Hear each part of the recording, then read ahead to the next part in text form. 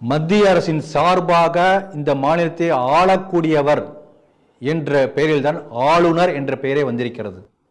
மாநில அரசு தயாரித்து கொடுத்த அறிக்கையிலே பொய்யுரைகள் இருந்தால் அதை அப்படியே படிக்க வேண்டிய அவசியம் ஒன்றும் ஆளுநருக்கு இல்லை. அதை எடுத்து காட்டியிருக்கிற ஆளுநர் அவருடைய ஆண்மையை பாராட்ட வேண்டும், நெஞ்சுரத்தை பாராட்ட வேண்டும். இன்னொன்று, இந்த சபை கூடும் போதும் முடியும் போதும் தேசிய கீதம் பாடப்பட வேண்டும், அதற்காக எழுந்து நின்றிருக்கிறார் ஆளுநர். ஆனால் அந்த மரபு மீறப்பட்டிருக்கிறது.